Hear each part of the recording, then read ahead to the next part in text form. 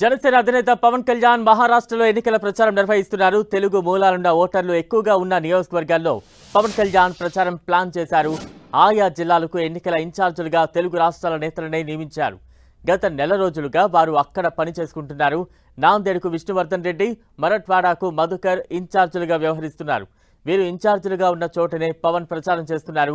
మొదటి రోజు మరట్వాడ ప్రాంతంలోని నియోజకవర్గాల్లో ప్రచారం చేపట్టిన పవన్ కళ్యాణ్ ఇవాళ విదర్భ ప్రాంతంలో పర్యటించనున్నారు. ఉదయం చంద్రపూర్ జిల్లాలోని బల్లార్పూర్ పట్టణంలో నిర్వహించే బహిరంగ సభలో పాల్గొంటారు. సాయంత్రం పూణే కంటోన్మెంట్ నియోజకవర్గం పరిధిలో నిర్వహించే రోడ్ షోలో పాల్గొంటారు.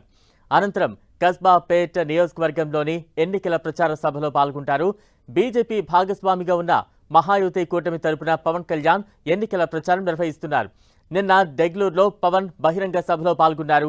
ఈ సందర్భంగా మజ్లిస్ పేరెత్తకుండానే పవన్ కళ్యాణ్ ఘాటు విమర్శలు చేశారు. ధమ్కీలకు ఎట్టి పరిస్థితుల్లో భయపడేది లేదని అన్నారు.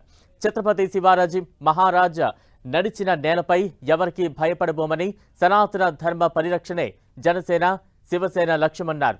సినిమాల్లో పోరాటాలు చేయడం చాలా ఈజీ అని చెప్పిన పవన్ కళ్యాణ్ నిజ జీవితంలో ధర్మం కోసం నిలబడడం చాలా కష్టమని అభిప్రాయపడ్డారు.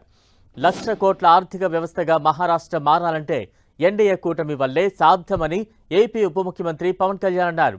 మహారాష్ట్రలో ఎన్డీఏ కూటమి తరపున ఆయన ఎన్నికల ప్రచారం నిర్వహించారు.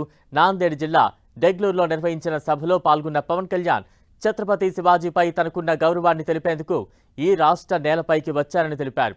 పవన్ కళ్యాణ్ సినిమాలు మరాఠీ భాషలోనూ డబ్ అవుతాయి. తెలుగు మూలాలున్న ఓటర్లు ఉండటంతో సహజంగానే పవన్ కళ్యాణ్కు ఎక్కువ క్రేజ్ ఉంది. బహిరంగ సభలకు జనం పోటెత్తారు. పవన్ సభలను సక్సెస్ చేసేందుకు బీజేపీ అగ్రనేతల సభలకు దీటుగా జన సమీకరణ చేశారు. పవన్ కళ్యాణ్ ప్రసంగం వారిలో జోష్ నింపింది. మహారాష్ట్ర ప్రజలను తాను ఓటు అడగడానికి రాలేదని, వారికి గౌరవం ఇవ్వడానికి వచ్చారని చెప్పి ఆకట్టుకున్నారు.